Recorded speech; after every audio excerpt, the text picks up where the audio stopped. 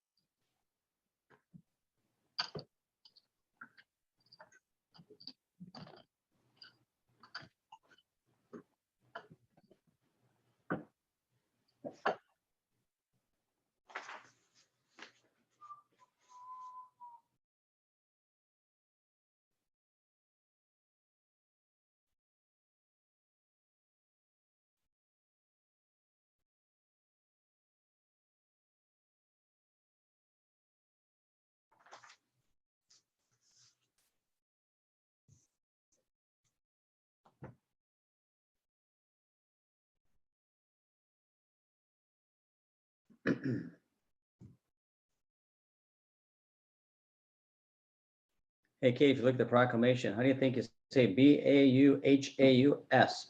Bauhaus? I thought it was Bauhaus, but I could be wrong. Bauhaus? Oh, there you go. That could work too. Or Haus, Bauhaus, Bauhaus, Bauhaus. I thought the H-A-U-S was you could say house. I could be wrong though. So Bauhaus, you think? Bauhaus. Again, I admit that's really not my specialty. I'm like, that's all good. I'll wing it. If I slaughter it, who knows? The only one that'll know is whoever knows what it is. That's true. Or we could learn something out of it, and they have a better way of explaining how you should say it. Exactly. They can help us out. All right, like it. I was like, ugh.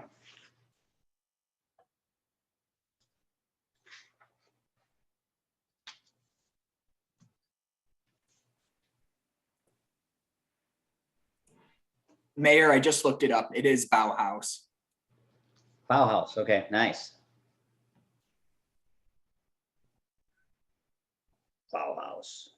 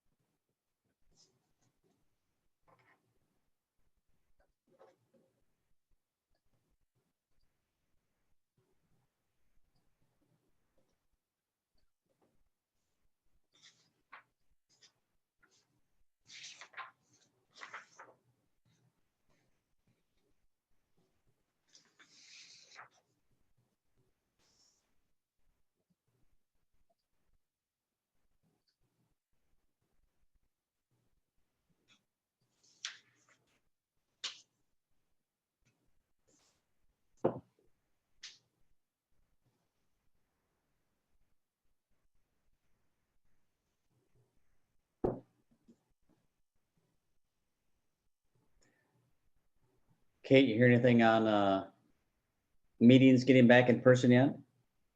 Waiting for governor to wave her wand? Well, so far, we're still holding on the 29th, so we haven't seen an extension. But we'll keep the fingers crossed. Yeah.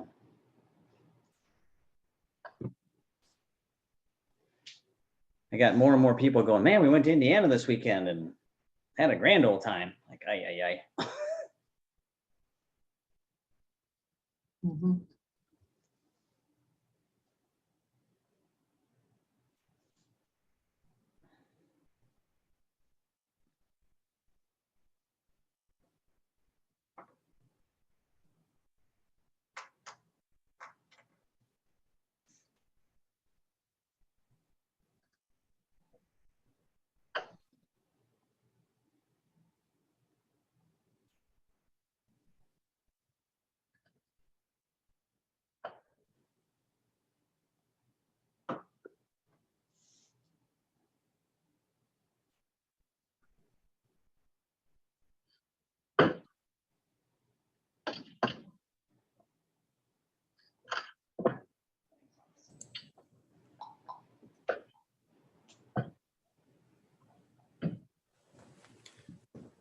Kate, I'm assuming it's okay. I have two visitors here, Kevin D and Nancy Nelson. Absolutely. They are participating, so thank you. Have a good meeting. Thanks, Kevin.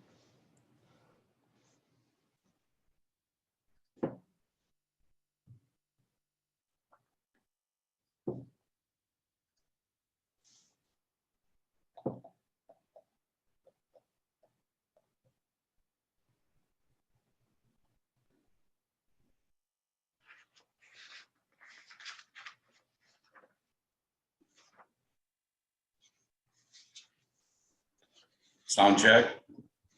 Gotcha.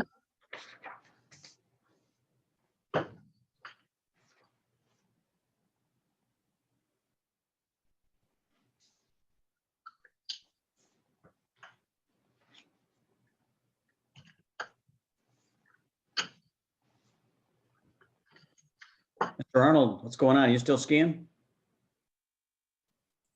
Oh, yeah. Good. Yeah. Yep. The Nubs will be open until April 4th. So I'll probably ski every weekend until then. Yep, exactly. Yeah, same with Crystal, they say, but we'll see. Right. A lot of snow this last couple days, but still good. Yeah. A little colder up north, so that helps them hold on.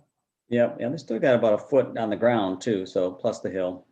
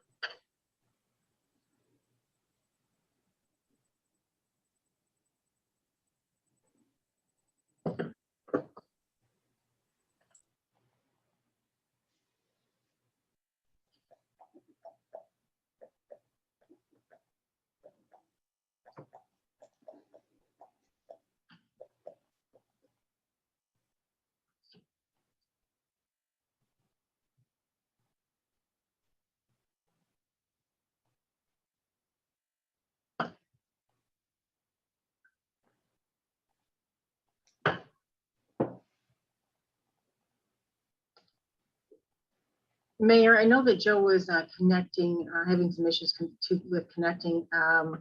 IT's working with them, so I'm not sure if they've been able to work that out. Okay. Well, we can always wait a second, or we can just get going with the first little bits. Pretty straight ahead. We got to get through some updates and whatnot, so we could get through if he's struggling after 7 and have him keep working on it, unless they need 10.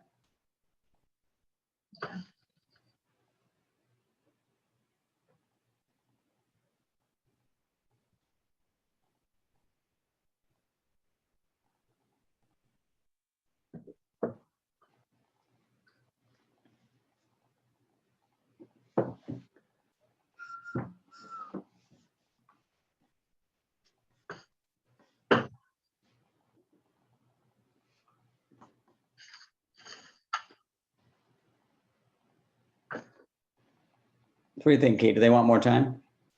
They said 2 minutes about a minute ago, but if you want to give it a minute and then we can see. That's fine. Like I said, or we can get through a couple things, but let's give it 1 minute and then let's just go. And because I don't want to pull everything up, we'll just get in, we get in. All right.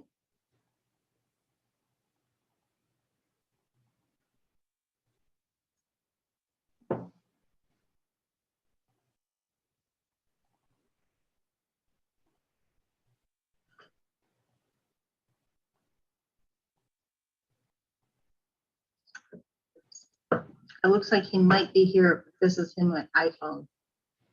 Why don't we go ahead and get started? And if not, again, we can keep pushing it through. Mr. Mayor, can you hear me? This is Joe. Yep, gotcha. I think I'm ready. All right, good evening, everybody. This is the regularly scheduled meeting of the South Haven City Council. It's Monday. It's March the 1st, 2021, and I'd like to call this meeting to order, please. If we could begin with a roll call, please. Jeff Arnold, Here. Chris Campbell, Here. Joe Reeser, Here. Steve Schlack, Here.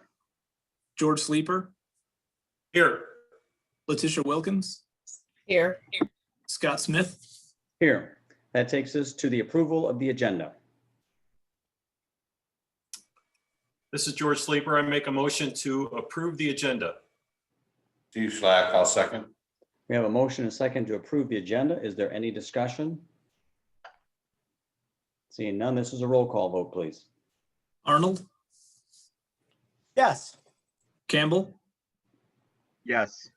Reeser, Yes. Schlack, Yes. Sleeper, Yes. Wilkins, Yeah. Smith. Yes. Next, we have a proclamation for Ms. Marion Anderson. And okay, I don't know if they were able to, any of the family members are able to be on the phone or not, or on the call tonight, but Ms. Anderson turned 100 years old, and I will just let folks know, if you turn 100 years old, please let us know. We are happy to give you a proclamation, because that is quite a feat. So I will read this for Ms. Anderson right now. Whereas on January the 27th, 2021, Ms. Marion S. Anderson, a resident of South Haven, turned 100 years old. And whereas Ms. Anderson's career began as a commercial artist, working for several Chicago firms in the 1940s and 50s, an era in design history referred to as the Chicago Bauhaus. And whereas Ms. Anderson studied at Washington University in St. Louis, Missouri, and received her BFA from University of Illinois, later joining the Fine Arts faculty in 1947. And whereas Ms. Anderson met the love of her life, John B. Anderson, during her time working in advertising, and their love story included a whirlwind courtship and marriage in Chicago in 1947 and a move to Joliet, Illinois soon after. And whereas Ms. Anderson ran her own design studio for several years while raising a busy family of 4 children, John IV, Julie, Wendy, and Paula, family time was always important, as evidenced by annual 2-week vacations in Chautauqua, New York. And whereas Ms. Anderson began creating sculpture and has had her pieces shown throughout Illinois, Ohio, and Michigan in such places as the Art Institute of Chicago Sales Gallery, the Krasl Art Center, the Petter Gallery, and the South Haven Center for the Arts. And at 100 years of age, continues to work out at her Michigan studio. Now, therefore, be it resolved that the city of South Haven wishes to recognize Ms. Marion Anderson on her 100th birthday and convey warm wishes for her continued health and well-being, and keep doing that art. So again, congratulations, what a wonderful feat. If she was here, my question of anyone that gets to be 100 years old is usually, what do you eat or drink that got you to 100 years old? So maybe we can get a follow-up and get the answer from her someday. That'd be nice. Very good. That takes us down to our update from County Commissioner Gail Patterson Gladney. I see Gail's out there. Good evening, Gail. Good evening, Mayor. Thank you for this time. I just wanted to let everyone know that the current Hartford location of the Van Buren Cass District Health Department will be closed on March 25th and 26th of this year while they move to the new location. And that's going to be 260 South Street in Lawrence, Michigan. I also wanted to point out that the that department has information. If you or anyone's wanted to find out where the different vaccines are being given, you can go on the bbcasdhd.org website and find out about that. Also, through the state of Michigan, there is a COVID-19 vaccine dashboard. And that gives you information of which vaccine is being distributed where. And according to my understanding from the dashboard, we have had Moderna in Van Buren County. And it shows 8,900 doses administered as of February 26th, 2021. And if, does anyone have any questions about the dashboard?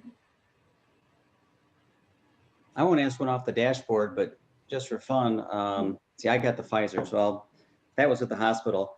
You mentioned getting on the website. Yes. Do you have any resources if people are having trouble getting on a website? Is there a phone number they could call? I would think the number would be the Van Buren Cass District Health Department would be the best site if they're having trouble getting on. And I don't have that number right here. Let me. Okay. It says my COVID help. Oops, I just lost it. What I could do is send that information to Travis for you and try to have it at the next meeting. It would be the Van Buren Cass District Health Department phone number. That's the one that I would think of. And I will look into, I didn't realize you had Pfizer shot. Yeah, Bronson had done, we have all been getting Pfizer. So Okay, well, I need to check my information. All right, thank you. you got it. Thank Hey, you. Gail, Yeah. this is Joe Reeser. I can be a little help. I can Okay. tell you the supervisor to ask for when you call Van Buren Health Department. Her name is Holly Young, Y-O-U-G. If I had known, I would have gotten you the extension. I don't have it in front of me, but you dial the number, it'll ask, you know, the extension, and you can hit 0. That'll take you to the switchboard. That's Robin. She's very helpful. Or you can ask for Holly Young or get her extension. And that is the woman who is the supervisor who can give you the actual appointments. Okay, well, thank you very much. I appreciate that. All righty. Thanks again, Gail. Appreciate it. You're welcome. That Hey, takes it. Mr. Mayor, I do have, I just got a phone number here off the website. It's 1-800-210-1921. Okay, perfect. Noted. That way, in case, I know it often comes up, we hear about people having trouble with internet access, so there's an option in case you're having trouble getting through with your computer. All right, thanks, everybody. That takes us to the consent agenda, items A through G.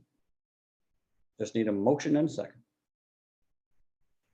This is Jeff Arnold. I'll make a motion to approve the consent agenda, items A through G. Steve Schlack, I'll second. Very good. We have a motion and a second. Is there any discussion? Seeing none, this is a roll call vote. Campbell, Yes. Reeser, Yes. Schlack, Yes. Sleeper, Yes. Wilkins, Yes. Arnold, Yes. Smith, Yes. This takes us to new business. City Council will be asked to consider a motion to confirm the appointment of Ms. Megan Kiker to the city clerk position. This is George Sleeper. I make a motion to confirm the appointment of Megan Kicker to the city clerk position. Steve Schlack, I'll second. Very good. We have a motion. We have a second. Kate, quick update.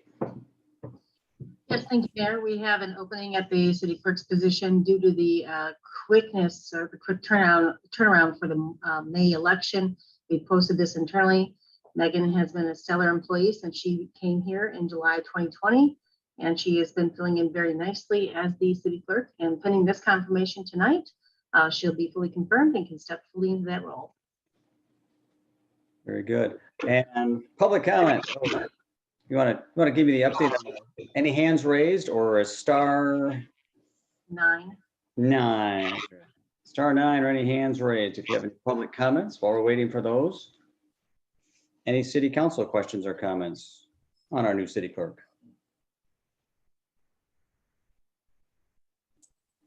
All's quiet. Is Megan online? Is Megan Yes, here? I see Megan over there. Hi, Megan.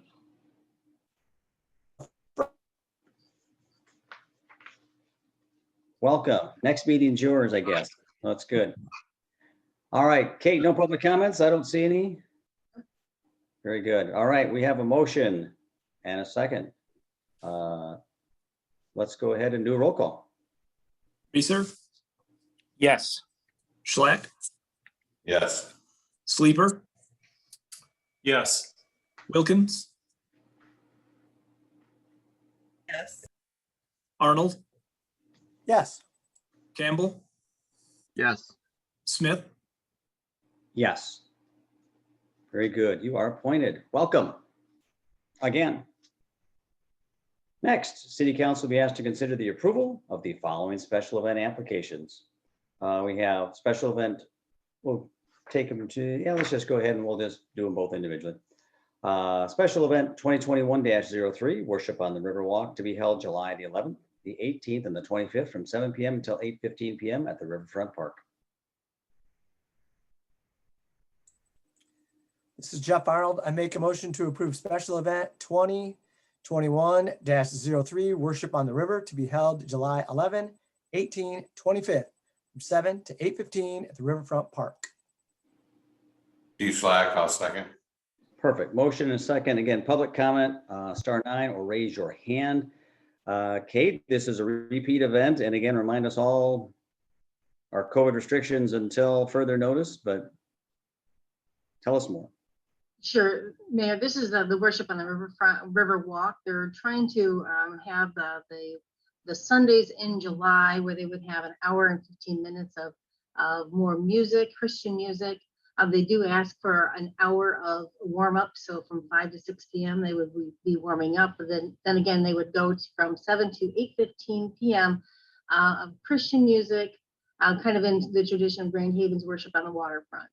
And of course, COVID restrictions in place. So 6-foot distancing, possibly masks. We'll find out more as we get closer to the event. They do have an approximate 300 persons per event, but again, that's going to be however you can fit in the park with your 6-foot distancing. Perfect. Thank you. Yeah, I just want folks to be aware we just don't know right now. We're doing our best. We are approving events kind of contingent upon, and all of them are contingent upon, and the event organizers are all clear on that. So did we get any public comments before we have any council comments? I do not see any public comment. Again, this would be raising your hand with the small raise hand icon or dialing star 9. Council comments, questions? Nope. I think they've done this well. It's gone off well prior to COVID, so I don't have any problems with it. I think we've had some time for public comment. We've got a motion. We've got a second. Let's roll call. Schlack, Yes. Sleeper, Yes. Wilkins, Yes. Arnold, Yes. Campbell, Yes. Reeser, Yes. Smith, Yes. That takes us to special event 2021-04, South Haven's annual Salute to Veterans and First Responders Boat Parade, to be held August 21st, 2021 at 12 p.m. on the Black River, from the opening of the channel to the Dykeman Bridge. Steve Slack, I'll make a motion to approve special event 2021-04, South Haven's annual salute to veterans and first responders boat parade. George Sleeper, a second. Perfect, thank you both. Again, public comment *9 or raise your hand. Again, great event. Kate? Any Yes, update? yes, this will be the annual Salute to Veterans. Last year, it was canceled because we just couldn't get in boats at that time. This would be just the Salute to Veterans and First Responders. This is a combination with Operation Injured Soldier and the South Haven Steelheaders and Starville Lake Masonic Lodge and American Legion 49.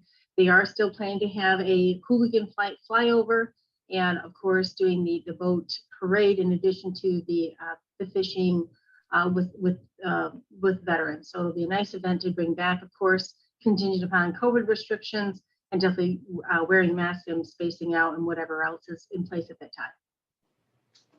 Very good, thank you. Were there any public, I didn't see anything on my end. I do not see any public comments, sir. Nothing, okay.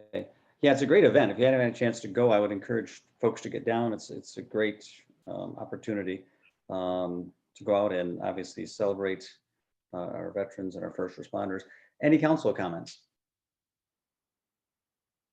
Nothing. All right. And again, thanks to the event organizers. It's always well done. It takes a lot of coordination to pull that off. So we have a motion. We have a second. Let's do a roll call. Sleeper, Yes. Wilkins, Yes. Arnold, Yes.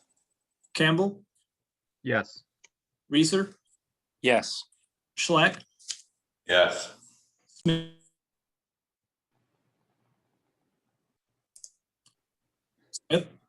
Yes.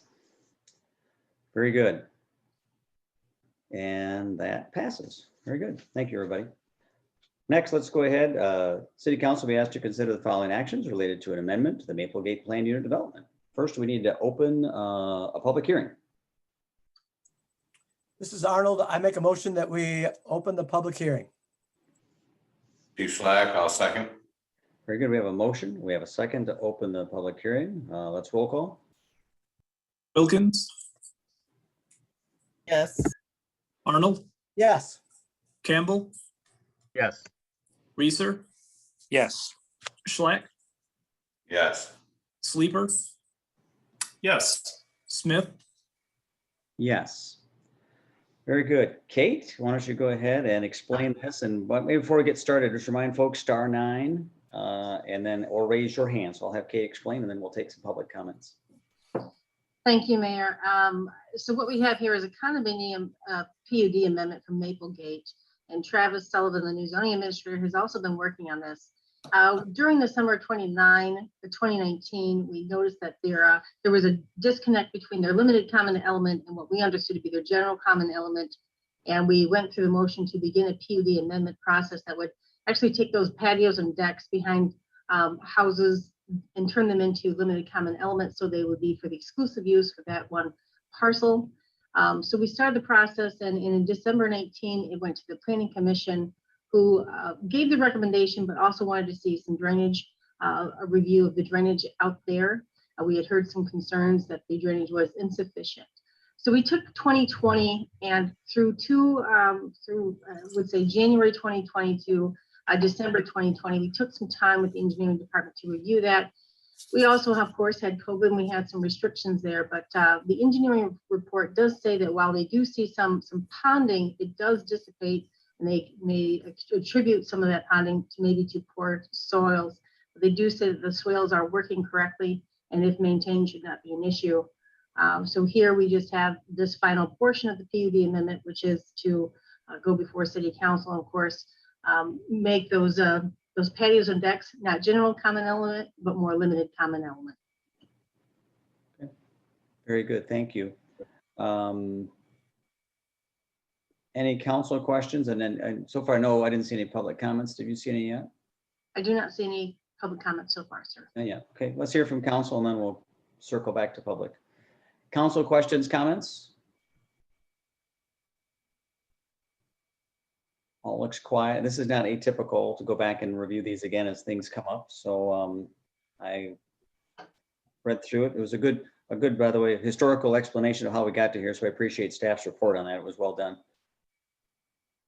All right, we've got no other council comments, no public comments. Let's go ahead and close the public hearing. Just need a motion to close it, please. Bruce Campbell, I'll make a motion to close the public hearing. Steve Slack, I'll second. We have a motion and a second to close the public hearing. Roll call, please. Arnold, Yes. Campbell, Yes. Reeser, Yes. Schlack, Yes. Sleeper, Yes. Wilkins, Yes. Smith, Yes. So now we're at the time will council be asked to consider a motion to approve the proposed amendment to the Maple Gate Plan Unit Development. Again, just need a motion second. George Sleeper, make a motion to approve the proposed amendment to the Maple Gate planned unit development.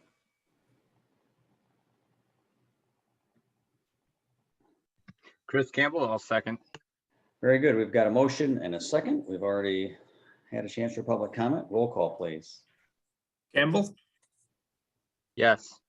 Reeser, Yes. Schlack, Yes. Sleeper, Yes. Wilkins, Yes. Arnold, Yes. Smith, Yes, and that passes. Thank you, everybody.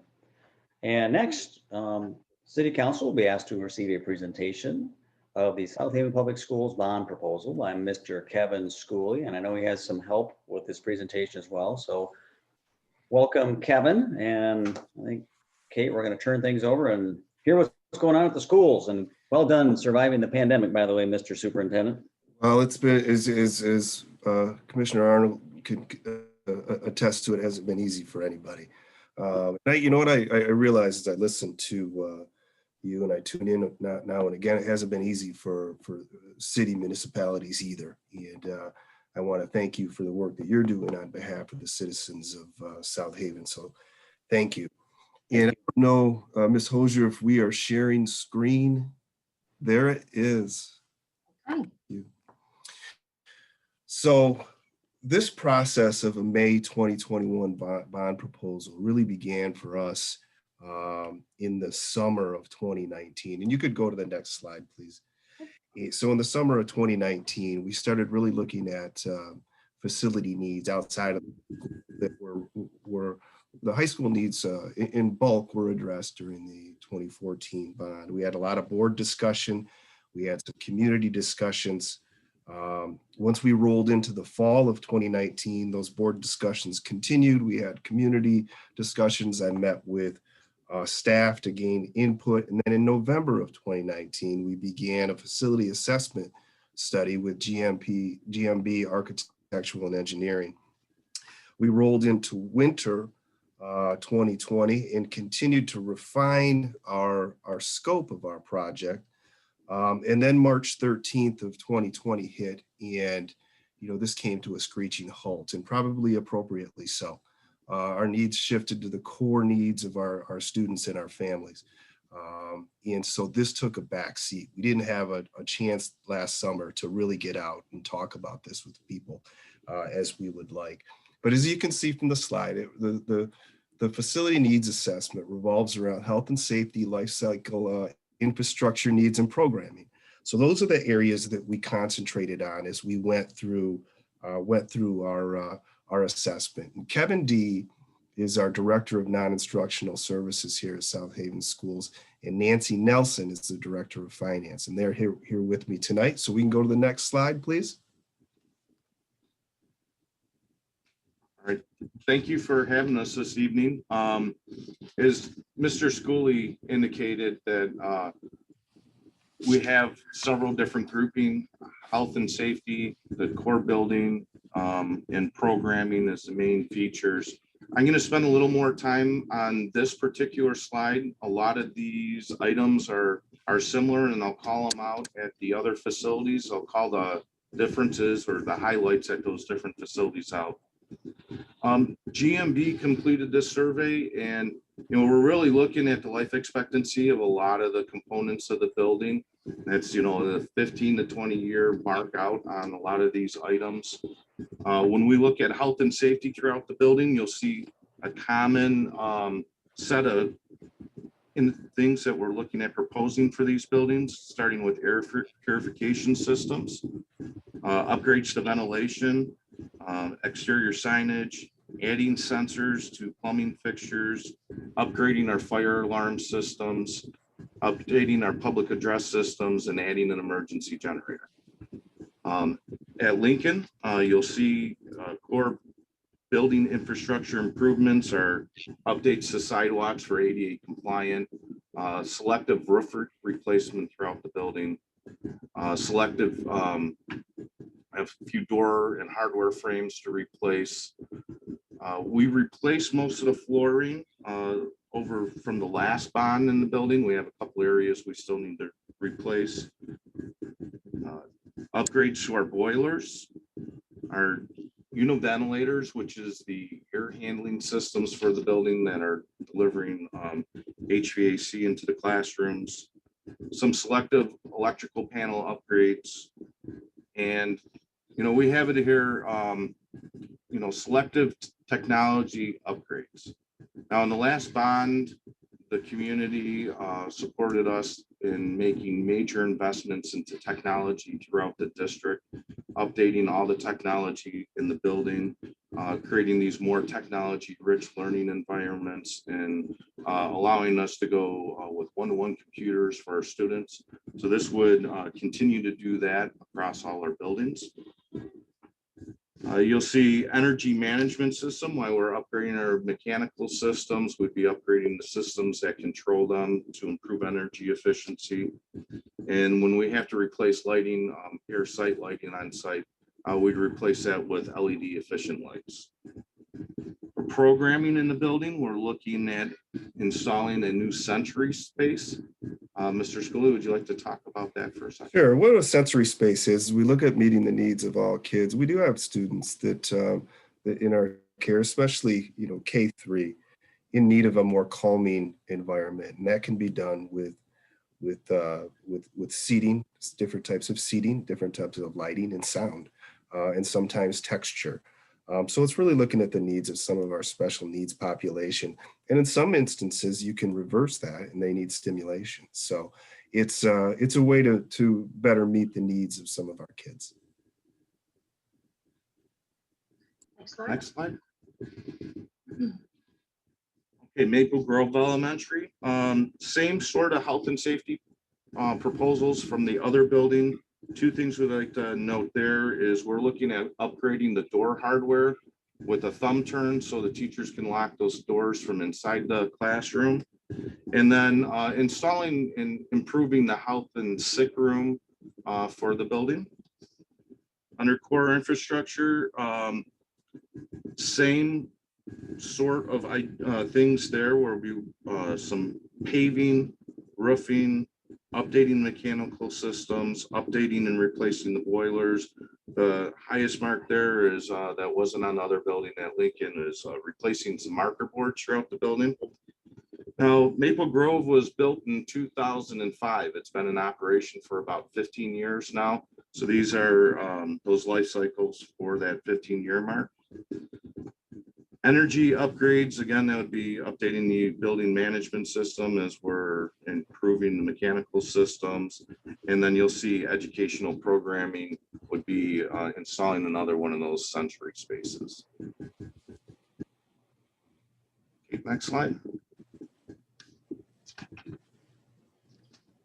North Shore Elementary was also built in 2006, is now 15 years old. Again, the same health and safety improvements that we're calling for another building, including updating the door hardware with those lockdown thumb turns. One of the biggest things, which is both a programming piece and a health and safety piece, is to install a secured entryway into the building. Under the last bond, we were able to update all the entryways in the building. At North Shore, we weren't able to fully give a secured entry at the building. We created a secured vestibule, but when you enter the building, when you're buzzed into the building, you actually get access to the building corridor prior to getting access to the office. So we're proposing to move the main office forward where the science room is now and create a secured vestibule, just like we have at all our other buildings. That's where you enter the lobby, you get buzzed into our main office, and then they could buzz you into the school once you've, if you need to go further into the building. We then recoup the old office space and create a new educational space on it. Next slide. Baseline Middle School. Baseline Middle School was built in it was built in 96 and is now almost 30 years old. You'll see that there's quite a bit more work we're proposing at Baseline Middle School. Well, when you walk the halls and you look at the building, Baseline still looks great. Now that it's 30 years old, the life cycle time has replaced a lot of these elements in the building. So you'll see a much broader list here. Under health and safety, we're again looking at all those similar functions, the door hardware thumb turn, creating a health and safety room. But one of the bigger pieces would be is we're proposing to replace the parking lot and asphalt at Baseline.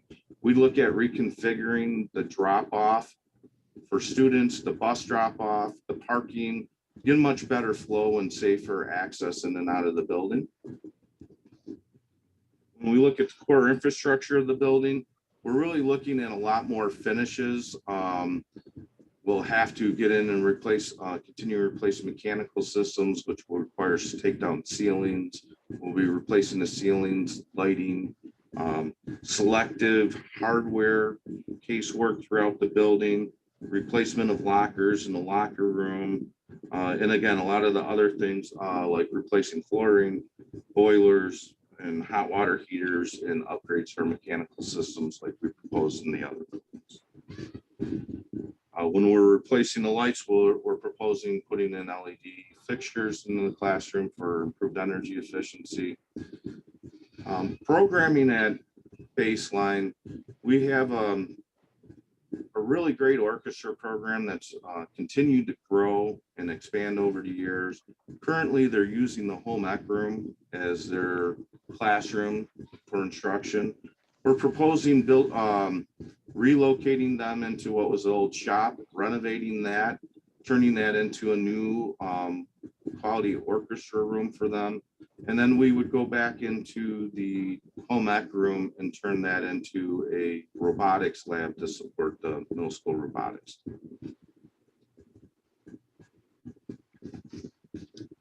Next slide. L.C. Moore High School. Now, the focus of our last bond in 2014 was primarily L.C. Moore High School. There were a couple areas we didn't address, namely Listiak Auditorium. Because of the age of Listiak at the time. Listiak was built in 2006 and is coming up on that 15-year mark now. So we're looking at doing some roof replacements in L.C. Moore, some updates to the mechanical system. We're looking at replacing the parking lot in between Lincoln and Listiak Auditorium. And then for the high school itself under health and safety, we're looking at a couple of the items that we put in the other buildings, air purification system, creating a health room in the main office, and putting a new sidewalk in on the south side of the high school. Currently, we kind of have it painted on the asphalt, but we'd like to put a sidewalk out there with some additional lighting to keep the students out of the parking area. Now, a lot of what you're seeing here for the high school is actually going to be additional athletic and programming improvements. We're looking at replacing the tennis courts,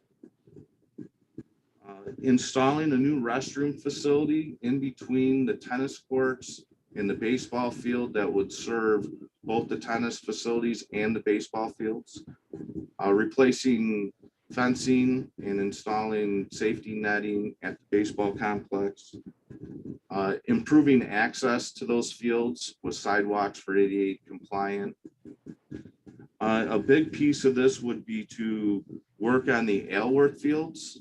This would be updating the 10, 11 acres of Aylworth soccer fields on the other side there. Very similar to the proposal we worked with the city and Char on several years back. Yeah, and we looked at that one really hard too, and it goes back. You know, those fields are owned by the school district, and if improved, we would be able to utilize them more by the school district. In addition to the many youth in the community that utilize both the baseball, softball, and that Aylworth property. And with the Aylworth property, as I talk to people in the community, they're saying the same things I said as a younger dad, you know, some 20 years ago when I was taking my little ones there. They're the same issues. So I think this is an opportunity to deal with that, not only for the school, but for the community at large. Go ahead and do it. Next slide. So there are improvements proposed at Ratcliffe Field. And with athletics, I know athletics is a piece of our programming. Fine arts is a piece of our programming. Robotics is a piece of our programming. And these are activities or opportunities we have for kids to participate in that add to the mental and physical well-being of a kid. And so I think they are important. So at Ratcliffe Field, what we're looking at is expanding the public restrooms and providing a barrier-free environment there for the public to use restrooms. The current restroom facilities are less than adequate, if you've been there. And what we would propose is essentially using the ground floor of Arkins Fieldhouse, minus the small room with memorials in it, to provide the public with more appropriate facilities. At the same time, constructing a new team room near the north end of the home bleachers. That would be in this project, and also barrier-free seating improvements to the bleachers. Currently, if you're mobility challenged, it's very difficult to use our bleachers. I think it's time that we make that right. It would also include reconstruction of the existing track, replacing fencing, repaving selected parking areas, and the plaza. So that would be the bulk of the work at Ratcliffe Field, and really significant work that we're proposing. Has it been done, you know, I would say probably 20 years. So I think it's time. Next slide, please. Thank you. And we really kicked this one pretty hard. We kicked the tires hard on this, and we looked at really 4 different options before we settled on what we're proposing. First, we looked at the renovation of Green Street. And to renovate the current complex at Green Street is approximately $3.2 million. And I found very few people in the community that we spoke with that had an appetite to spend $3.2 million in a facility here on Green Street. If you've been in it, you probably know.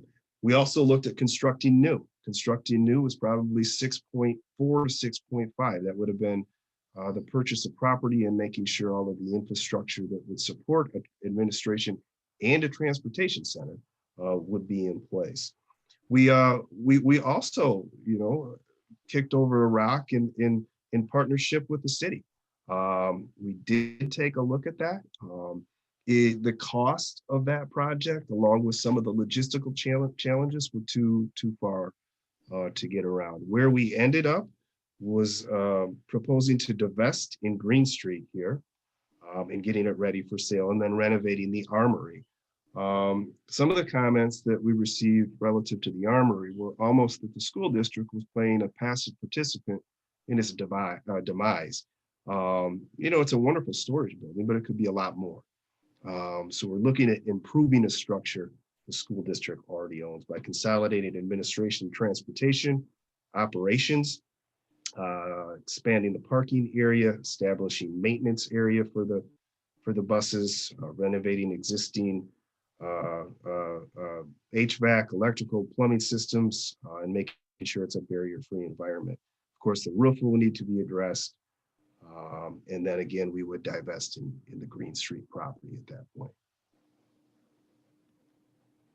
Next slide. Thank you. I just put this as a summary, because I know it's a big number. And you'll learn a little bit more when Nancy starts talking, but because the pandemic hit and it hit hard. It hit schools, it hit cities, it hit privately owned businesses. I completely understand, and I'm not tone deaf to that. However, I also thought after we ran the numbers that it would be negligent not to bring this to the community to weigh in on, given that the proposed work could be done with a 0.3 mil reduction to the debt millage rate. I'll let Nancy talk a little bit more about that on the next slide. Hi, everyone. Thanks for allowing us to speak about the bond proposal tonight. As you can see on the slide, South Haven's current debt millage rate is 4.8. And this is one of the lowest in the area, with 8 others being quite a bit higher than South Haven's current rate. And if we go to the next slide, here you'll see, again, with the 0.3 mil reduction that's being proposed, South Haven then is on par with Bangor at being the lowest rate. Covert is showing as 0, but that's an out of formula district. And you'll see again, the top rate there is Lawton at 9.6, which is double our current rate. So this would, again, be a 0.3 reduction. Very good. Next slide. So I don't know if there's another slide in here, Kate. I can talk through this one. I think we had one more that showed a chart of both the existing and the new. Okay, I'll look for it if you want to go ahead for this Okay. one. Yep, sure will. So what this is just showing is the impact on the decrease, again, 0.3 mil reduction. So for a home with a taxable value of 100,000, say, which would be approximately 200,000 in market value, this would be a decrease of $30 on an annual basis from the current rate. And again, just noting here at the bottom that the bond would fully generate $34,850,000.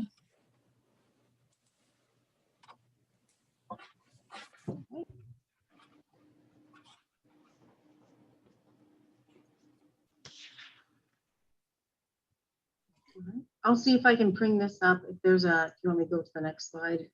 Okay. So this is me, just some key dates that are coming up on March 4th. Of course, we do have a town hall forum planned due to the current Michigan Department of Health and Human Safety restrictions on gatherings. It can't be in person. We're going to do this virtually. Again, for any community member interested, and that will take place at 6 p.m. This coming Thursday. And then on Saturday, March 20th, on or before, absent voter ballots must be available. And then Monday, the April 19th, it's the last day for voters to register. And then the election is planned for May 4th. I think this is the last slide that I didn't find right away. Is this the one you're looking for? Yes, perfect. Thanks, Kate. All right. So this chart shows both our existing and the new proposed debt millage estimates by year. Our current debt is on the bottom in tan, and that includes what's remaining from the 2003 election, and that was for our North Shore facility, Maple Grove expansion, the Lincoln Gym, and the Listiak Auditorium, as well as the amount that was approved in 2014, and that was for the high school and district technology. So by approving the 2021 bond shown here in blue, so this is our current proposal, residents will be allowing the district to extend our bond debt by 7 years. So you can see off to the right, those last 7 years. And again, this will result in a decrease in the millage from 4.8 to 4.5 with step downs in rates over time as the debt principal is reduced. I know this is kind of fine print and Yeah, we thought this was a decent example to show people, you know, to be in the spirit of transparency. This is what it is too, when you look at existing and then additional debt. All right, very good. That's the point. Thank you for bringing that up, Ms. Hosier. I appreciate it. Thanks. I would entertain if there are any questions at this point. We'll stop share.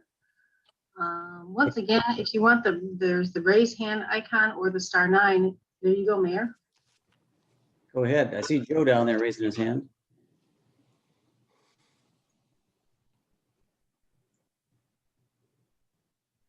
I thought I saw Joe waving, but Yeah, Hi, Mr. I'm Reese. sorry to hear you say my name. Yeah, I have a couple questions. The first big question is, what do you project the student population to be a year from now and 5 years from now and 10 years from now? And what has it done in the last 5 years? So going back 5 years, is our population larger, smaller, and where do you see it going in the short term? Like many districts in the state, Mr. Reeser, I mean, we are seeing declining enrollment. I think this year makes it more difficult to predict, but we've seen an average of probably 30 to 35 student reduction per year over the last 15 to 17 years. Thank you. On some of the improvements you talked about, and I'm not an expert in this, so maybe I'm just confused, but I remember Brian talking to City Council several times about the fields around the high school being flooded, and a lot of parents were unhappy because their kids couldn't play sports, and it really should be addressed. And I'm not sure if it's ever really been addressed. And is any of this money going to finally address that? Or what is the status on the fields?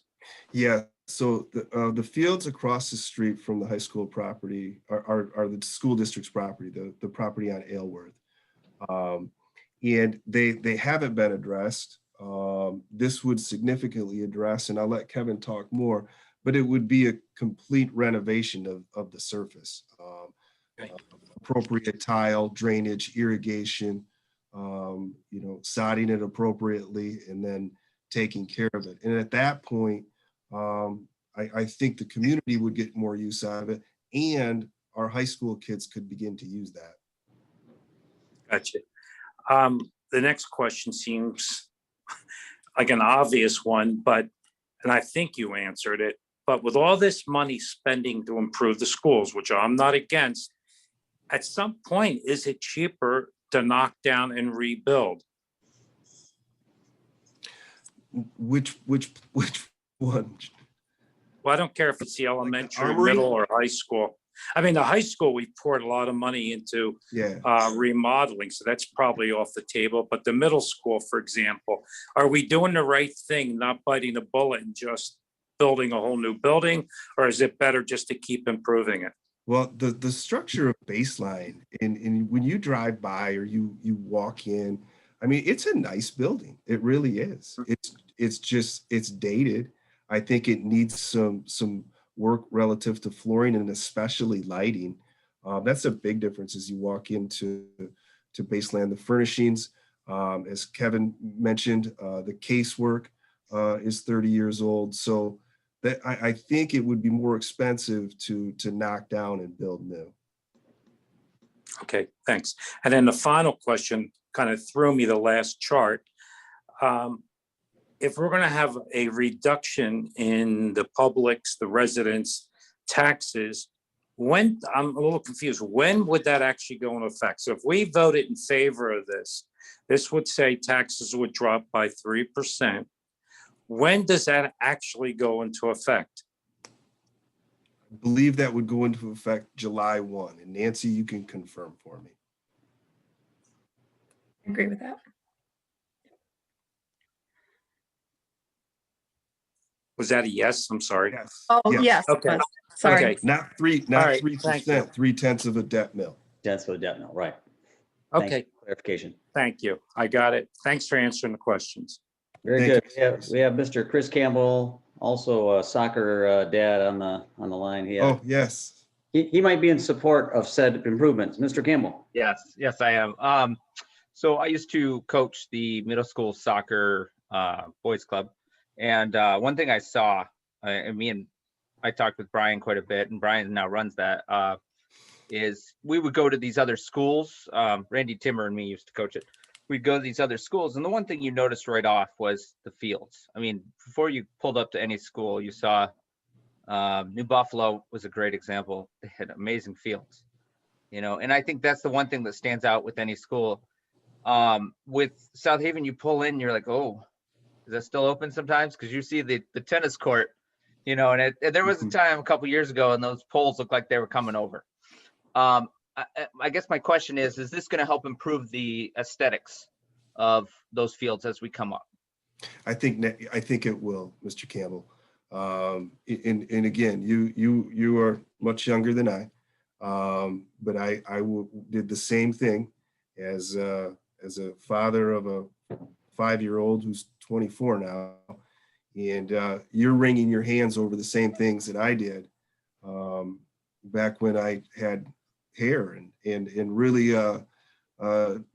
was involved in youth baseball and softball and AYSO, and I had the same experiences as you. I think that it will improve the aesthetics of the school, and as you drive up, you naturally feel that. But more importantly, I think by taking care of the infrastructure of those fields, it's putting us in a position to take care of them appropriately over the long term.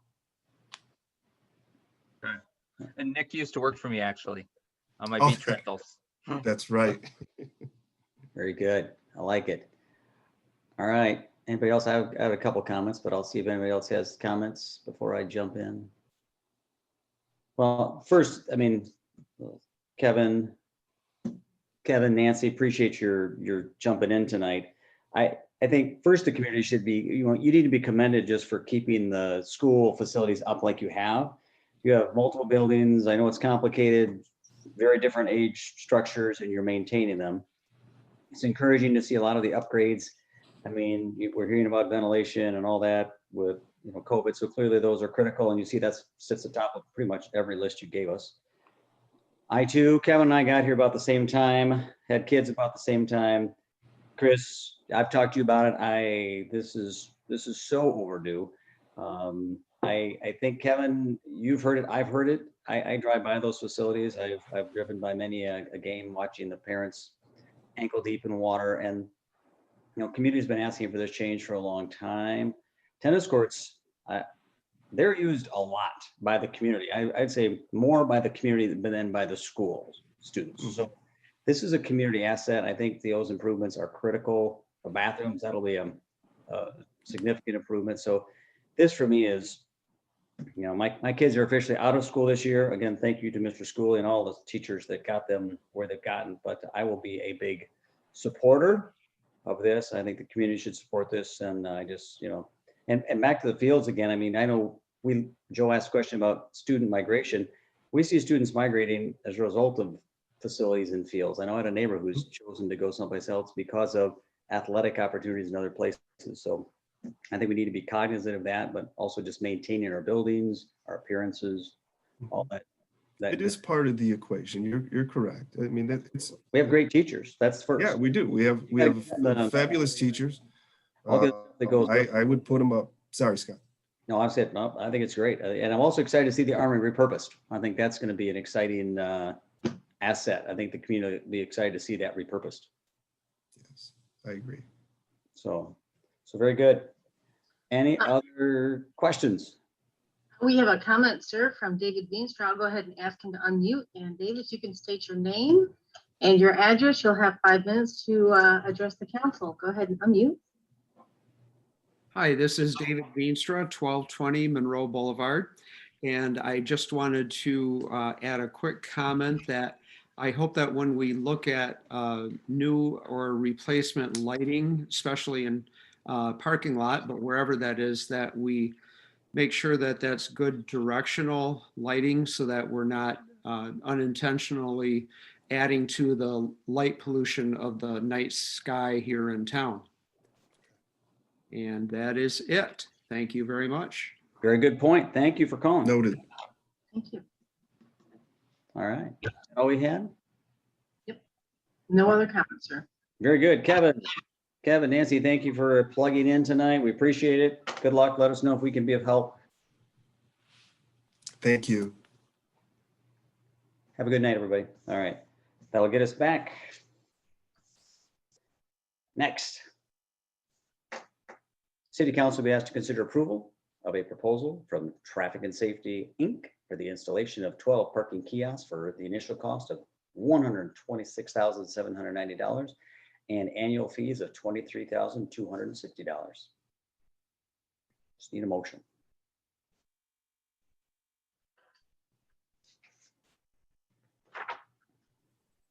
This is Jeff Arnold. I make a motion that we approve the proposal with Traffic and Safety, Inc. for the installation of 12 parking kiosks for the initial cost of $126,790 and annual fees of $23,260. This is Joe Reeser. I'll second it. Very good. We have a motion and a second. Again, just a reminder, you can raise your hand or dial *9 if you have comments when we get to that point. All right, Kate. Well, thank you. Thank you, Mayor. What we have here is we have 12 beach parking kiosks, and we were notified last fall that they were going to be obsolete due to changes in technology. So we had that opportunity to go ahead and look at and see what has changed in the technology and see what we can improve upon. So we released a request for proposal that would add 3 more parking kiosks to the 9 that we currently have. Now, the kiosks were initially installed in 2010, and like I said, obsolete at the end of last season. So we have received three proposals here, and just to kind of run this down for the council, our current model has a pay by space. So you pull in, you pay for your space. Maybe it's 26. You're there for the day, and for that parking system, it believes that you can occupy that space for 24 hours. We're looking to move to a more efficient system, which is paid by the plate. This is a parking system that you'll see in Chicago, Lansing, Ann Arbor, those places where it's going to, you have to enter your plate so that space knows that you are the car that can be in there. And this will let patrons stay in a predetermined zone. So if you're in the beach zone and you want to move to beaches, provided that there's another space open, you can move between those zones. It would also allow us to do more parking enforcement of the downtown. So the 3-hour parking area for the downtown where you can pull in front of your favorite shop and then be there for 3 hours, but no more. We can use the technology to enforce that more readily. It would require a license plate reader, which would have 2 cameras that would monitor the plates. Of course, this would remove us from chalking and making sure that we can't do any of those marks on the pavement or on the tire. It would also give us the ability to, when we do find a person who has violated the time, go ahead and print out that ticket with a picture of the license plate, so you'll have less disputed tickets. We see a lot of benefits with moving to this pay by space. One, we would have, like I said, more enforcement in the central business district. We would have less personnel to cover more area. So we could have 1 person in the car with the license plate reader going from parking lot to parking lot through the downtown. A couple of things to know also, these new kiosks would not have cash or coin acceptance. This would be paid by card or paid by the app. I know that has caused concern in the past, but we've seen a number of different things that have made us change to being more accepting of paying by card. First off, there was a a pretty widespread coin shortage last year. We just made it very difficult to get coins. Two, there's the sanitation issues that we see with the pandemic. And three, we have just had more issues with the sand jamming up the receptacles for the card, for the cash and the coin. It's just been a real mess down there. So we see those coming in at those changes. So we are recommending the lowest proposal for traffic and safety for $126,790. They gave us we checked in with some of our vendors, their vendors, and received very glowing reviews. We feel very confident in this proposal here. So I'll be welcome to take any questions that council may have. Sounds good. Thank you, Kate. And then also again, public comments, *9, or raise your hand. With that, do we have any public comments before we go to council? Looks like I don't see any public comments so far, sir. All right, let's hear from council, and then we'll double back. Chris. So just a heads up, Kate, one thing I would do a little research on these. I was in Deerfield Beach and they used the license plate thing, which was great. The problem was that the machines, there was only one out of like 8 that actually worked. Half of the buttons didn't work and they were pretty new machines there. So I would kind of do the research on your vendors, because I was pretty shocked to see these. And it was the locals there telling me, oh yeah, don't use that one. That 5 doesn't work. Don't use this one. You can't use that. And the website wasn't working either. Okay. So just check on the vendors and avoid that system from Deerfield. We'll check that out. Very good. I think I saw another hand. Hey, Kate, before we get to that next hand, explain how these are going to be paid for. This will be paid for, well, out of the beach fund, but we've also been moving some money out of the beach fund to our capital improvement fund to replace these. This has been on our radar for some time, since they're over 11 years old. So we have funds coming out of the capital improvement fund from the beach fund, plus we do have some reserves in the beach fund that will be paid for entirely for this program. Perfect. Parking. Good. I thought I saw another hand. Joe, Reese, did you have your hand up, or? George. Yeah, it's interesting. This came up because it was just 2 nights ago. I used one of these machines in another city in the country. And my first thought was to resist, because I'm always worried about these machines working. But an officer walked over, showed me how to use it, and it works seamlessly, except I am with Chris. Be careful who you get it from. The officer said the same thing. They have a tendency, the buttons wear, they have some problems. So you want to get a good machine. But the nice thing was, and this is what the officer said to me, I put enough money in for 4 hours. After 2 hours, I left. Nobody can take that spot for free for the next 2 hours. They have to put their license plate in. So he said to me, the city's actually making more money by using license plates to collect the money, and your credit card than it was prior to that. So maybe this could be a windfall to help pay for these machines, Kate, if we do it with license plates. That's the hope. All right, George. Yeah, thanks. I think this is a great idea. The question I had was on the Woodman Beach.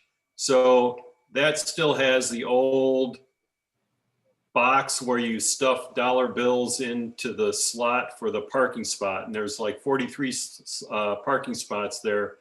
Are you gonna, even if it doesn't have a kiosk, is the Woodman Beach parking area gonna be included in this? Even if you don't have a kiosk there, and just apply the pay with your credit card or something?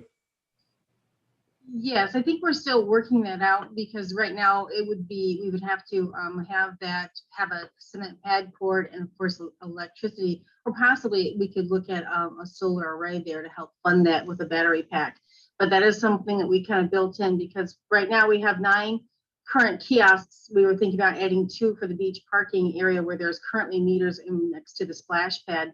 And then with that third new kiosk, we could probably put that at Woodman Beach, where there has been an honor box, or it has been beach sticker parking only. And that's a larger beach that we could put a new kiosk in. Plus, there will always be the passport pay by your app. location or app that you can use at any location. But that's one we are considering. Very good. Good question. I know, I think your merchants will be very pleased that we have an option to look at those 3-hour enforcement rules downtown as well.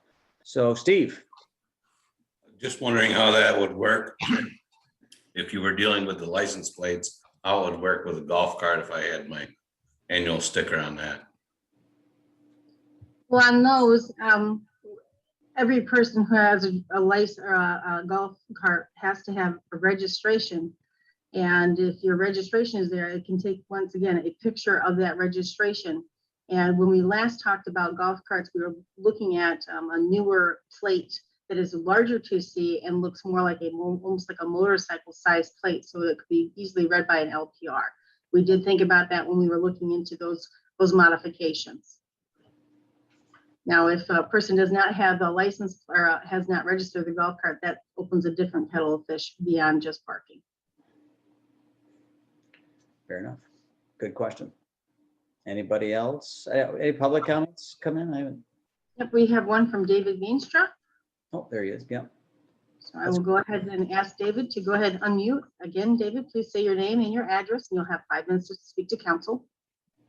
Hi, David Veenstra, 1220 Monroe. Just wondering how much the city takes in from the beach parking program. If you could tell us that. I didn't see that in the materials or couldn't find it anyway.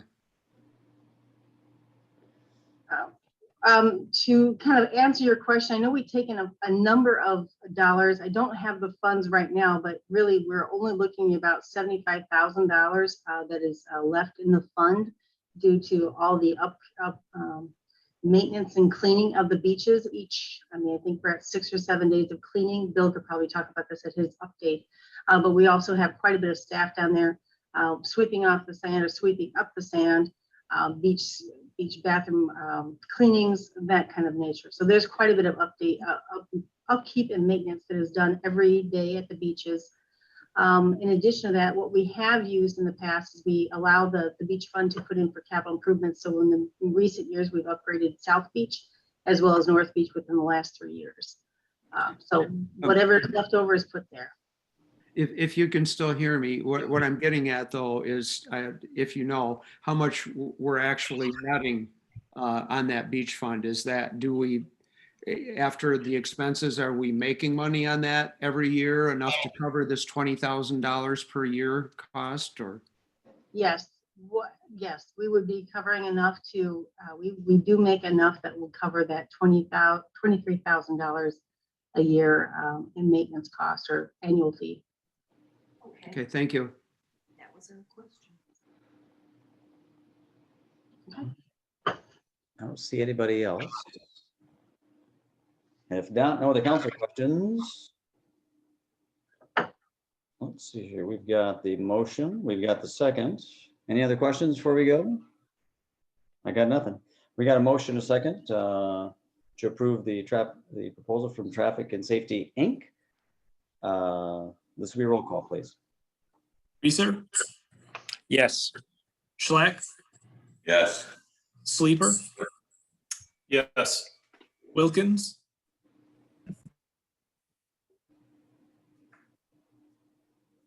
Yes. Arnold, Yes. Campbell, Yes. Smith, Yes. Next item, City Council will be asked to consider an amendment to the Overton due diligence agreement to extend the agreement until August the 19th, 2021. Need a motion? George Sleeper, I make a motion to approve the amendment to the Overton due diligence agreement to extend the agreement until August 19th of 2021. Second. Very good. We have a motion and a second. Kate? Thank you, Mayor. Here we have First Amendment to the Overton due diligence agreement that the City Council approved October 19th, 2020. This would be extending the terms another 4 months from when it would be terminating at the end of, I believe, April. So this would extend it out to August 19th of 2021. This continues the same terms and conditions where the city So it gives a period of exclusivity for both parties for the period of time where the agreement is in place.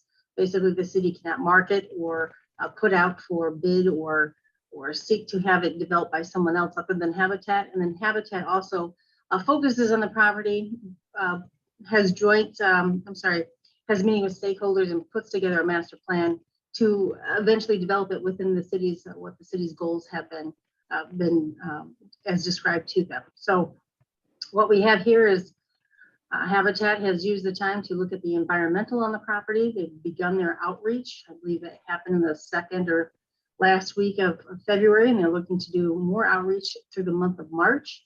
There's been a list of stakeholders, just many people came out of the Overton Evaluation Committee, so they'll be reaching out to those folks. They have a timeline to get their approvals within the next 4 months. Also with the tax credit housing, tax credits they're looking at with the Housing Development Authority. So they've got a lot of work to do. And now if the council approves, they'll have the ability to do that until August 19th. Very good. Thank you, Kate. And then again, public comment *9 or raise your hand. So I know, Kate, a lot of work has been done. A lot of work is yet to be done. So clearly the extension makes sense from the city's perspective. Any council questions or comments on the need for the time? I think everyone, for sure. Oh, go ahead, George. Yeah, I just think this is a good thing. I think we'd rather take the time and have it done right with lots of input than trying to move too quickly and end up with something we don't like in the end.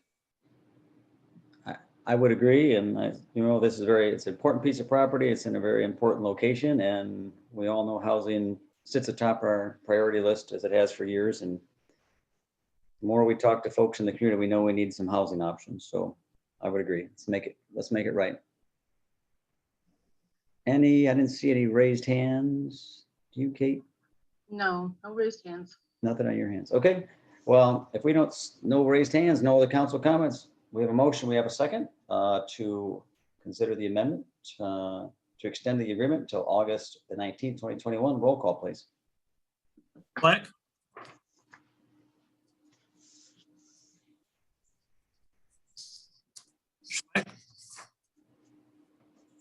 Did you say Schlack, Travis? yep, Oh, yes. sorry. Sleeper, Yes. Wilkins, Yes. Arnold, Yes. Campbell, Yes. Reeser, Yes. Smith, Yes. Next item, City Council will be asked to review and discuss the reported administrative expenses related to the short-term rental program. So this is just a discussion item. Kate, you want to kick this off? Thanks for the nice report, by the way. Just kind of get us up to speed on where things are and what we see going forward. Well, thank you, sir. The staff really kind of pulled together and helped review where we have been and where we are now in terms of short-term rental program. As the report indicates, we were going off of the established administrative percentages that were contemplated in 2018 when we were looking at establishing a new program for the city to follow the amendments at that time. And what we have seen is that we've right-sized the program over the last year or two to really streamline and make those adjustments as to personnel. And in fact, I'm going to ask Griffin to kind of run through the report and kind of explain what's different from the Baird report in 2018 and to where we are right now here sitting in March of 2021. Griffin, you want to unmute yourself? Absolutely, I'm happy to. Appreciate the opportunity, everyone. Good evening. If you'll take a look just at the first page of that report, which is going to be page 131 of your packet, the revenue and expenditures are outlined and include $100,000 deficit approximately, which at a previous council meeting caused some questions and concerns, understandably. So after taking a deeper look into that, you can see that approximately $230,000 of the $300,000 of expense originally allocated to the program had to do with personnel allocations and the corresponding personnel costs. So after staff took a deeper look into that, what we found was the initial revenues and expenditures included in the report that was shared with you at a previous meeting was still based on the allocations determined by a financial consultant hired by the city when the program was originally developed. So looking back on that first page of the report, right at the bottom, you'll see those original staffing allocations. And then if you'll go to the bottom of page 2 of the report and page 3, which is 132 and 133 in your packet, you'll see updated staffing allocations based on the actual staff time, or a more accurate estimate of the actual staff time being allocated to the program. A really easy example of that is originally the program estimated 1.5 FTE to be designated to code enforcement. And as I think you all know, at the city now, we only have 1 full-time employee that's designated to that. So that's a 1/2 FTE of time and salary and benefits that was allocated to the costs of a program that is no longer being designated to the program. So what that did is quite quickly reduce the express deficit to a more actual cost. And if you'll look closely, there are a few notes staff will include for you as to some specifics in 2019 and 2020 that have led to these changes. But in summary, what you can see is the originally reported deficit of approximately $100,000 is reduced to a deficit of about $16,000, which is much closer to the desired break-even point.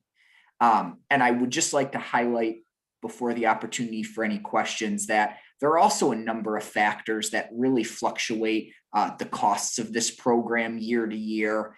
For example, the costs of legal fees. For example, in 2020, legal costs were relatively low, much lower than the Baird report originally estimated.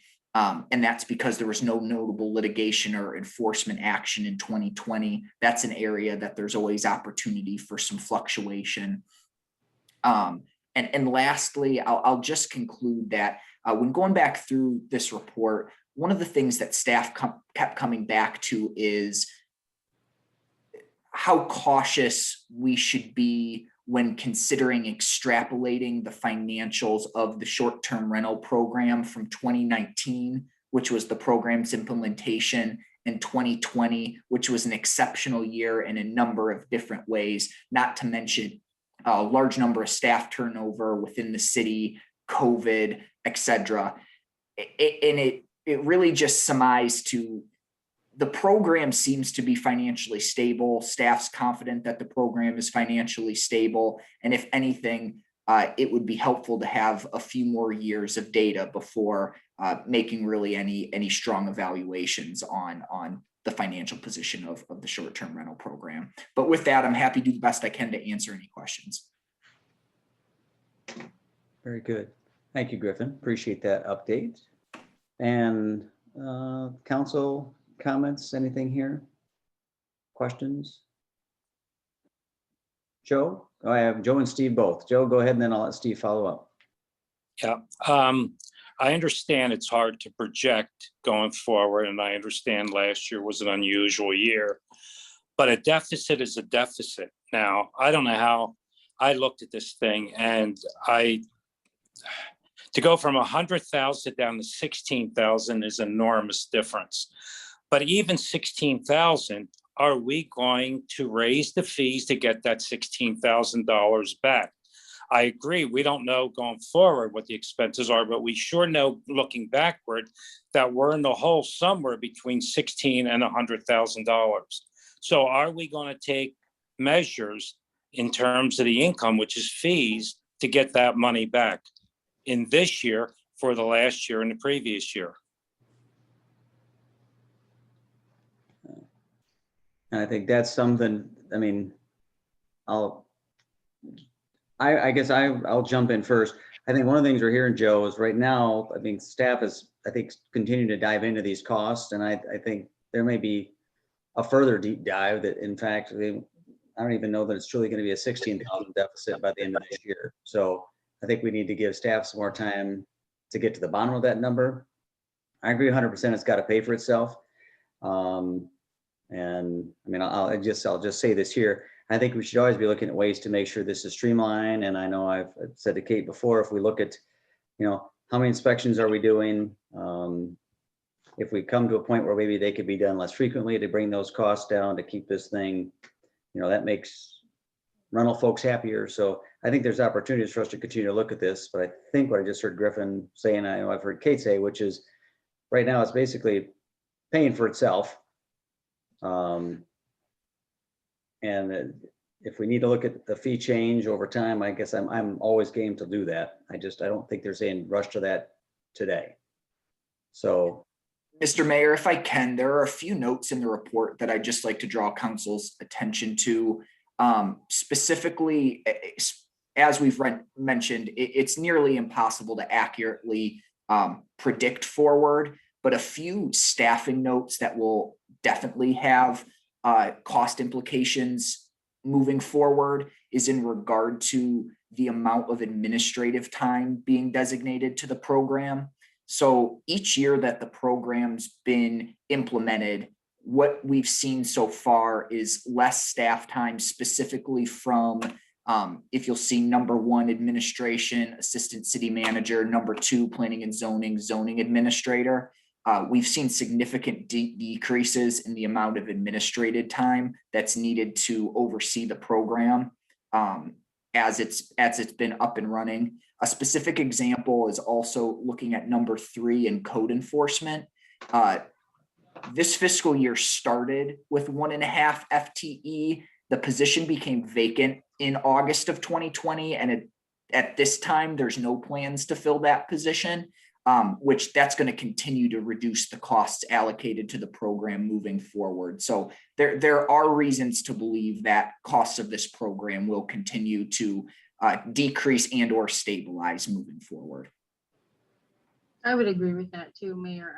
Again, I think we noted in the report that 2020 was a very unusual year, and just seeing 19% decrease was, I don't think anyone had anticipated those kind of numbers. And here, if we were hopefully getting back to normal with 21, we'll likely to see some stabilization of those numbers as well. okay, very good. I know Steve had his hand up as well. Okay, my questions are regarding to page 134 of the packet regarding Shays, and it looks like possibly someone negotiated a reduction in the fees last year due to fewer inspections performed. It also states that we have a contract with them for a certain amount of money regardless of how many number of rental inspections there are. And it also states that on our current agreement expires with Shays on December 31st of this year.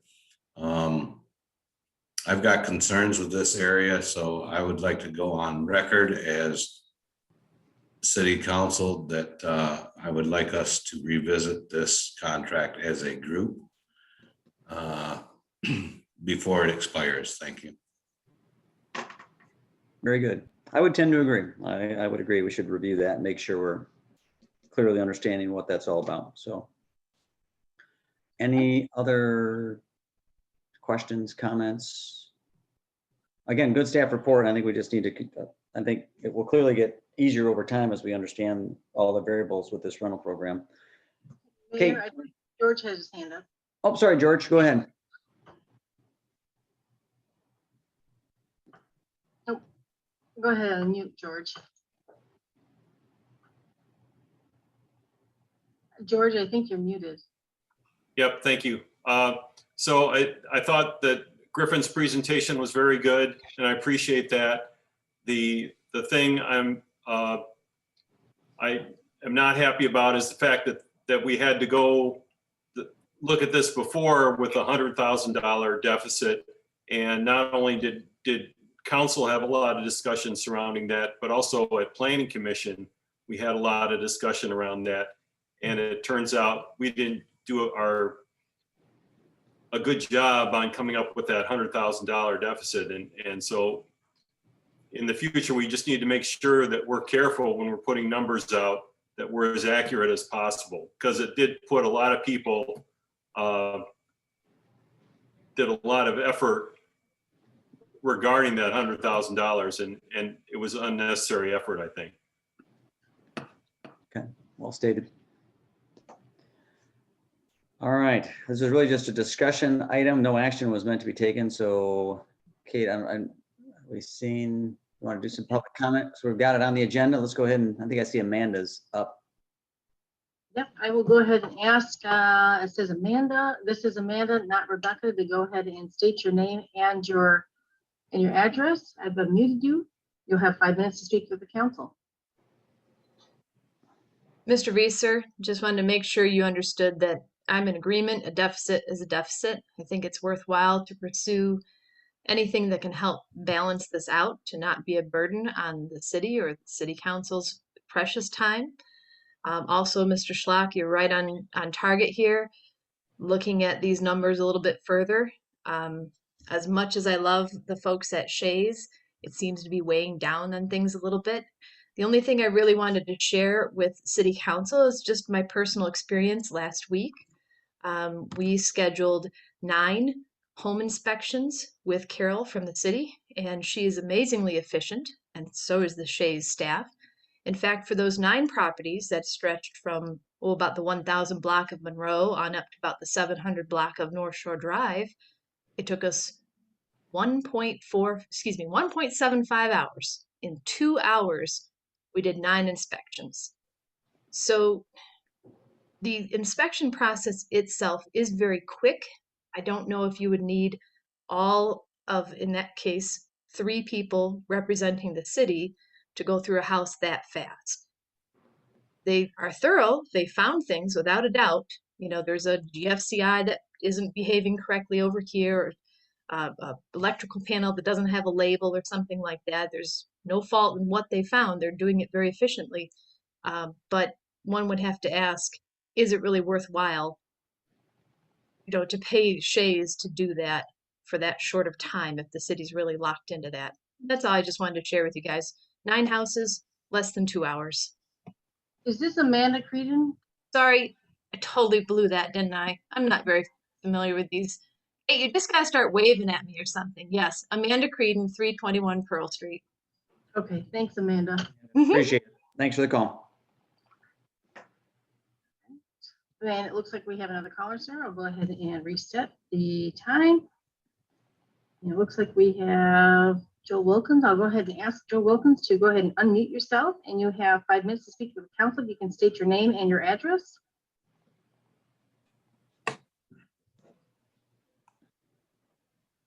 Mr. Wilkins?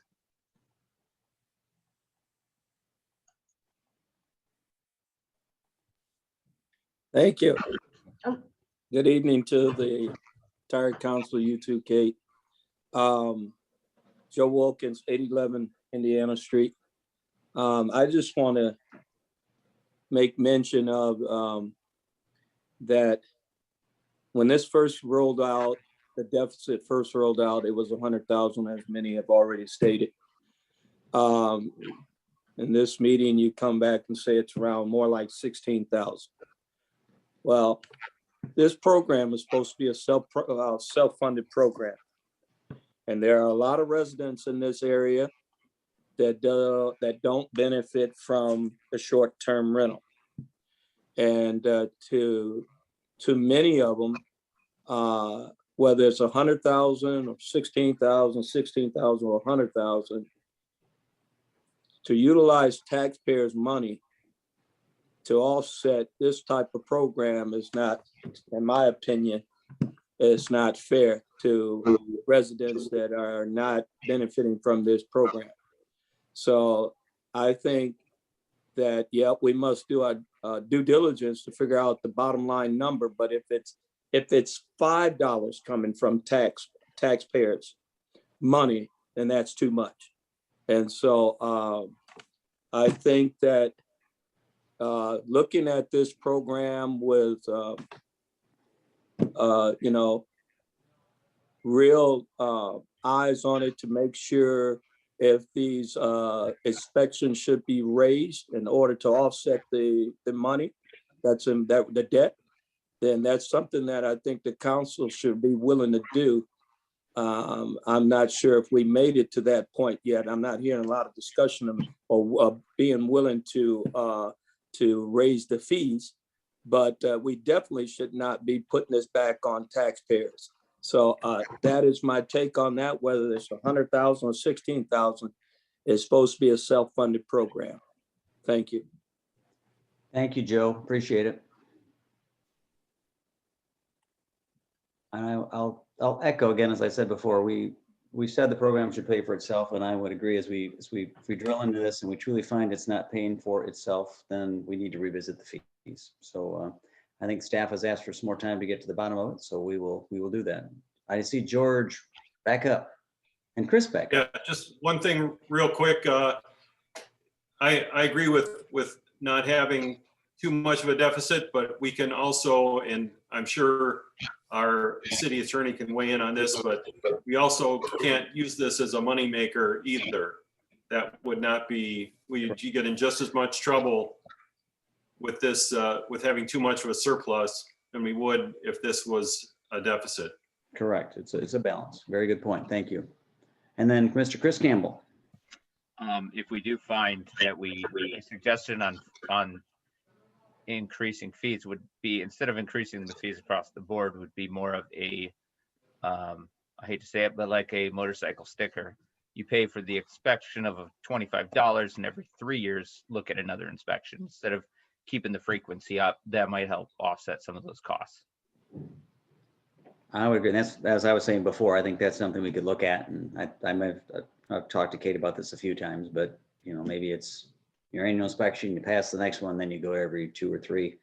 Eventually, the goal was to just have a streamlined program to ensure safety and all that good stuff. So we'll continue to refine the program. As Griffin mentioned, it's gotten more efficient over time. It should continue to get more efficient over time. As we just heard from Amanda, 9 inspections in 1 hour and 3/4. So, all right, anything else? Are we good to move on? I don't see anybody else waving hands or no more public comment. Kate?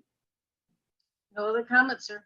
Nice, let's move on. Next, Mr. Bill Hunter has been patiently waiting in the wings to give us an update from the Public Works Department. Bill Hunter, we went from winter to spring since last we met, back to winter. What's going on? Welcome to Michigan. Amen. Thank you for having me tonight. Good evening, Your Honor, City Council. This is going to be a DPW update. First, we just had a little photo op at the splash pad Friday. We received a award from the American Public Works Association for award for that the splash pad. So good work with staff on that. One thing that's still outlying in that staff on the splash pad is we have to come up with a sign. Source One is making a sign for us out of Muskegon. It'll have on there actually like Michigan, a little bit of history of the maritime, and plus actually it'll restate the rules in a more of a little nautical theme. It was required actually of the grant. Staff is working on the Phoenix project, which will be actually a resurface of Phoenix from 71st and a half to 73rd and a half. In conjunction with that, we have a bike path running from Veterans to 73rd and a half. We're receiving federal funds, $144,783 for the bike path and $80,000 for the road resurfacing. We do have a street resurfacing project, actually Hubbard Street. We just had the progress meeting today, not progress meeting, just kickoff meeting for that. It'll be Hubbard Street from Superior to Phoenix, Prospect from Michigan to Huron, and Michigan from Prospect to Hubbard. If anybody's been on that Prospect / Michigan Street, It gets a little scary actually down around the corner there. So if you got incoming traffic, so this will allow when we're done to have 2 cars that can go side by side on that corner. Nice.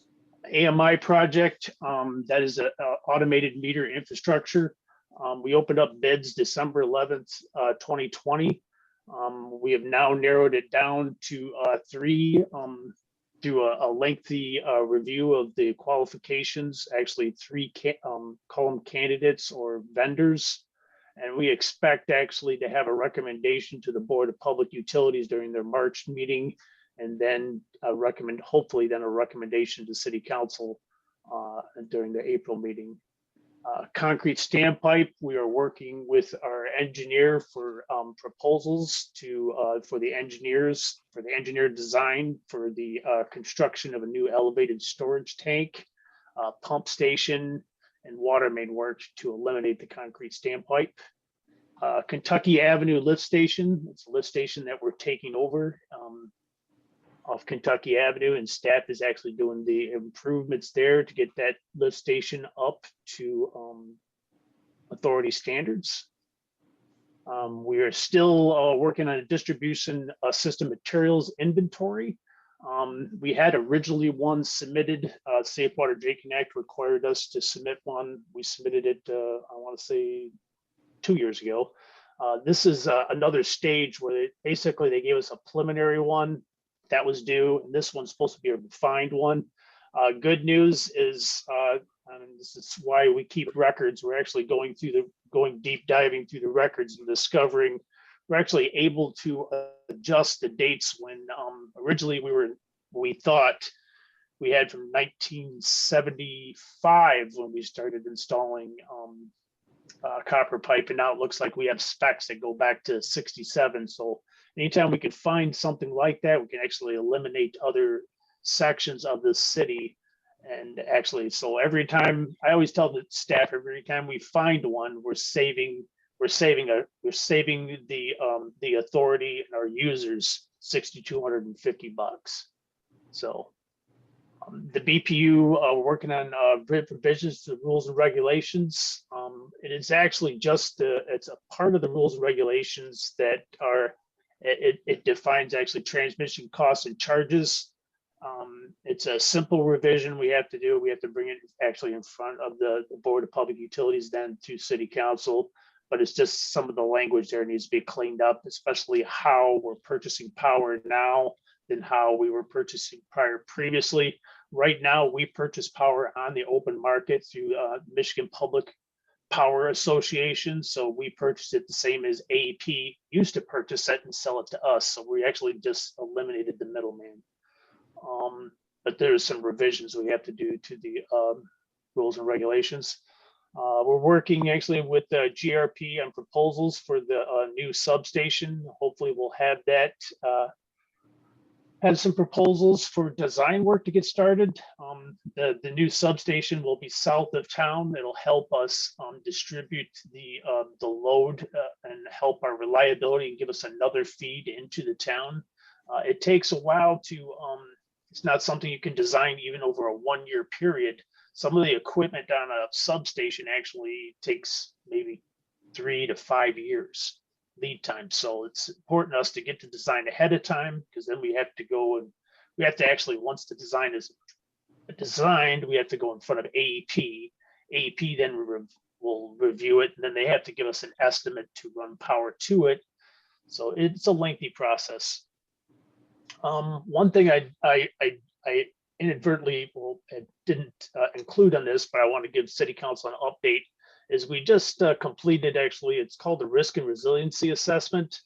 You're probably wondering what is that? The EPA did another revision to the Safe Water Drinking Act, which required all municipalities to come through this Risk and Resiliency Assessment. It's basically it assesses your water filtration plant, your wastewater plant, what are their malevolent act risks, natural hazard risks, cybersecurity risks. So we have to put this plan together and submit it to the EPA. In addition to that, we have to also update our emergency response plan, which we do annually, but they want actually proof submitted to them. That's what I have for an update to City Council. I'm here to ask or answer any questions that City Council may have on this or any other regarding the Department of Public Works. Any questions from anybody? I don't see anything. So real quick, so I don't forget, I've had more questions and I've been fending it off pretty well, but the utility poles that we're storing over at the old Bone Aluminum site, many people think we're getting ready to build something very substantial there. And I had to explain, no, they're utility poles. So I don't know if you just want to share where the land, but I meant to cue you up with that ahead of time, but I apologize. So a lot of storage, That's no problem. a lot of big poles there. Yes, that's for actually the AEP. That's they're running actually a new line into our substation. Good. So they've been utilizing that area as their storage area. So plus we also have we'll be starting actually core phase 5. That's we don't have anybody mobilized, but that's separate. But what you're looking at right there, the larger poles, that's AEP.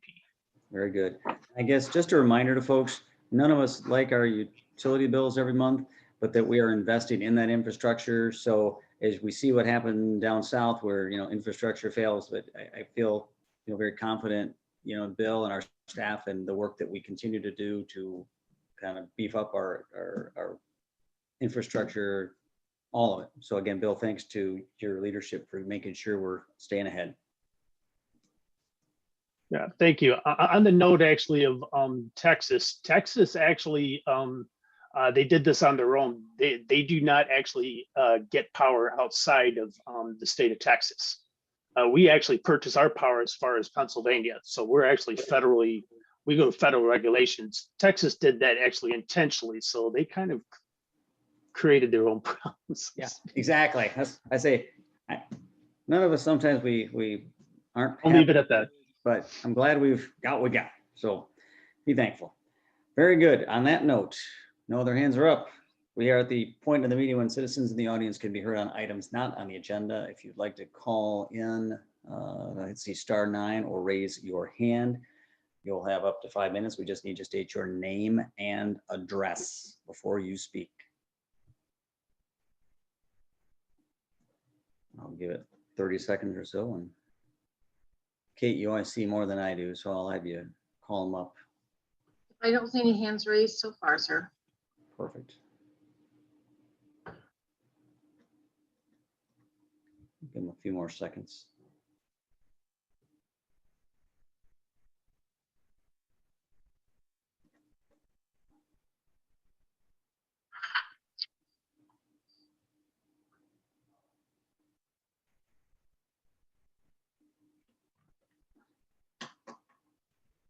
No other rate, no hands are raised. Very good. That takes us to city manager comments. Kate. Thank you, sir. I did just confirm today that the third and final workshop for the coastal resiliency joint planning effort will be set for March 18th at 6 p.m. So we'll be getting a notice out along with Zoom information. This will be the final session of the joint resiliency planning that we are doing with the city of South Haven Charter Township, and Casco Township with Land Information Access Association, LIA. And we will be having a draft plan for us to review and look at. So that's coming up, like I said, March 18th at 6 p.m. I did also want to let the council know that I have reached out to the Van Buren Cass Health Department, and I have asked them to present at our next meeting on March 15th to give an update on vaccines, as well as any other information that the council or our constituents would know about. So just plan on having them here March 15th. I do also want to note that we do have some open positions here at the city. We have some parks and seasonal staff that we are hiring for, as well as bridge tenders. And we will be having a customer service position that'll be opening up. We'll have that posted by the end of the week, if not sooner. And I do also want to notify council as well as the public. We have been notified that the Albemarle plant here in South Haven is up for sale. There's a sale pending for the plant sale to W.R. Grace and Company. And we were notified of that. And we are hoping that with the plant manager Ricky Coates, who's had a 4-year stretch of a great safety culture out at Albemarle, that we can continue to have a great relationship with the new owners if that sale proceeds through, and just wanted to let people know that is proceeding. There are no other comments I have today, sir. Very good, thank you. Any council member comments of Kate? No, very good. All right, let's work around council member comments. Mr. Arnold, how's school? School's going well. We're still doing well, plugging away. Good. My comments just really quick, and I maybe could have mentioned it while Bill Hunter was still on. I mean, I know he's still listening. We got a real nice email today from Rosalie Placati, and she mentioned what a good job the city did with the sidewalks and with the roads. And I would just, second that they really did a nice job when we were getting all that snow. The Department of Public Works really did a good job. And then Rosalie had a great idea. She suggested that when we are able, that council members could talk about our committee assignments. And in addition to serving on city council, I serve on the Liberty Hyde Bailey Museum Committee. And we are, because of COVID, it's just a really loosey-goosey plan. But Liberty Hyde Bailey's birthday is March 15th, and they're trying to put something together at the museum from like 11 to 1, or it was 11:30 to 1:30. So if you're interested in all the really cool and interesting things that Liberty Hyde Bailey did, that's a little COVID-safe celebration of his life is in the works, and we'll know more, and I'll tell you more when I know more. Those are all my comments. Sounds good, thank you. Let's go ahead and work to George. Yeah, I just wanted to thank everybody that participated, either just by listening in or also by giving us feedback. It's always good, well appreciated. Welcome to Megan. Looking forward to working with her. And as far as other committee assignments, I'm on the Board of Public Utilities and the Planning Commission. So I think the Board of Public Utilities Bill's already kind of talked about what we got going on there. And Planning Commission is, we're doing various approvals of different site plans and things like that. Thank you, George. How about Mr. Reeser? My only comment is I want to thank a resident, Pastor Wilkins. Last week, he contacted on his own a doctor from, I think it was Bronson Hospital, and asked the doctor if he could give a talk and answer questions for the community on COVID. And I've heard from several residents that the meeting went almost 2 hours.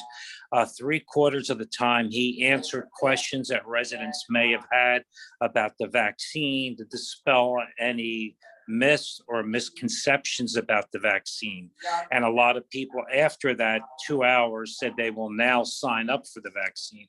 So I think it was a great thing that one of our residents, Pastor Wilkins, reached out, got a doctor, very knowledgeable, to talk to the community. And it was turned out excellent. So I'm hoping a lot more people feel comfortable getting the vaccine. Thanks. Very good, thank you. And thank you, Pastor Wilkins. Mr. Campbell. I liked what Rosemary said too.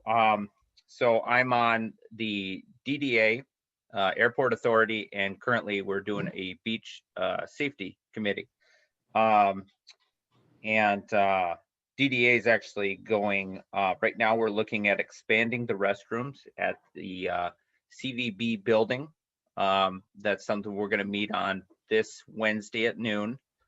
I did miss the airport meeting last week as I was on vacation, and also the beach meeting. But as with the beach meeting, we are going through ways to increase safety at the beaches. This is something that we'll pass along to council down the road. So that's it. Very good, thank you, appreciate it. Letitia. No comment. Good evening. How's those students doing for you? They're doing great. All right, very good. Steve, good evening. Good evening, Steve Schlack. I also serve on the Harbor Commission, where we seem to be getting a site plan reviews that we deal with every meeting regarding high water and shoring the shoreline up along the lake. We've also been dealing with the municipal marina upgrades. We're moving forward in looking at electrical upgrades so that there's secure electric to the boat slips, and we think we're going to have a busy summer and hoping we have a busy spring as well. So looking forward to that on Harbor Commission. And as far as that's all the comments I have. Thank you. Very good. I heard from another trustworthy source that they're noticing the water may be down a little bit. Are you noticing the same thing? Yeah, right now it's probably down on average between 6 to 8 inches for sure. But you still get high water events as tides and not necessarily tides, but different barometric pressures and stuff cause the waters to come up and down. So we're not out of the woods yet, but it is looking a little bit better than what it did last year. You got it. I agree. Very good. Thank you for the update. Okay, and I'll just finish up. I also get to sit on the Shays board and the Parks Commission, and Parks Commission has been very quiet. We have not met due to lack of business for a couple of months now. And a big project coming up is we're looking at the Kids Corner playset renovation, and then I also sit on the Shays board.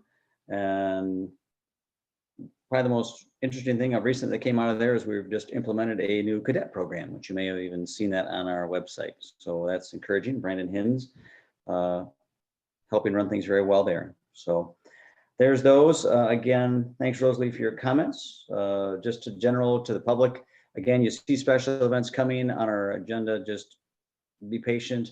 We're encouraged that people are getting back out, and we will continue to work with the chamber, with the CVB, to make sure we get back to normal as quickly and as healthily as we can. Just stay tuned for updates. So we will continue to try to keep folks abreast of changes as they happen. So in the meantime, make sure you're getting your shot when you can. You've got questions. You heard us reach out tonight. You've got resources at the county, at the hospital, a lot of resources out there.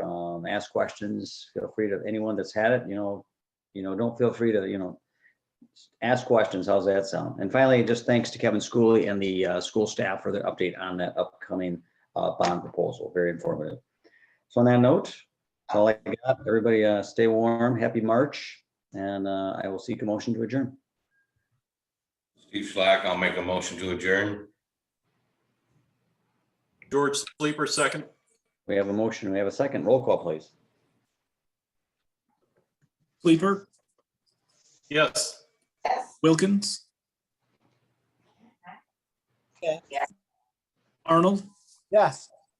Campbell, Yes. Reeser, Yes. Schlack, Yes. Smith. And we are adjourned. Have a good night, everybody.